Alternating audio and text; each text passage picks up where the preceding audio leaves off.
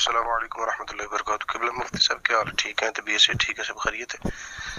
اچھا، عرض یہ ہے کہ ایک دوست ہے، ان کا بکرا چوری ہوا تھا، اور جس شخص پر ان کو شک تھا اس سے انہوں نے بات کی، تو اس نے کہا جی میں نے کھایا ضرور ہے مگر میں نے چرایا نہیں ہے۔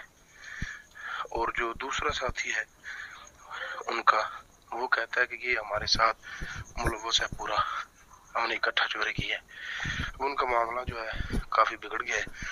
اب وہ جو شخص ہے نا، وہ کہتا ہے میں بکرے کی جو قیمت ہے 1 لاکھ سے اوپر، بکرا تھا تقریباً 1.5 لاکھ کے قریب اس کی جو قیمت ہے وہ قرآن پاک پہ رکھتا ہوں، اور آپ جو ہے وہ اٹھا لیں۔ تو اس حوالے سے کیا مطلب حکم ہے کہ وہ اٹھا لیں یا نہ اٹھائیں یا کیا کریں؟ اس کے علاوہ کوئی حل نہیں ہے۔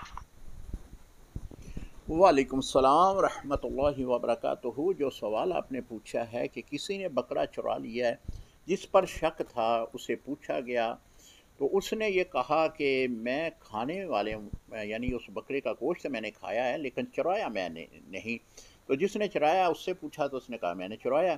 تو اب وہ کہتے ہیں کہ قرآن پاک کے اوپر پیسے رکھ دیتے ہیں تو آپ اٹھا لیں۔ دیکھیں، قرآن پاک جو ہے وہ تو اللہ تعالیٰ نے ہمارے پاس جو ہمیں دیا ہے وہ تو پڑھنے کے لیے دیا ہے۔ قرآن پاک جو ہے اس کا اللہ رب العزت نے ہم کے اوپر، ہمارے اوپر بڑا اللہ کا رحم و کرم ہے کہ ہم قرآن پڑھتے ہیں تو ایک حرف کے بدلے میں 10 نیکیاں خدا عطا کر دیتا ہے۔ اللہ تعالیٰ نے اس بنا پہ تو نہیں بھیجا کہ آپ لوگ جو ہیں اس کے اوپر پیسے رکھ کر جو ہیں وہ اس کے فیصلے کرتے پھریں۔ دیکھیں، قرآن پاک کے اوپر پیسے رکھنا یہ گناہ ہے۔ قرآن پاک کے اوپر تو عام کوئی کتاب ہم رکھتے ہیں وہ بھی جائز نہیں ہے۔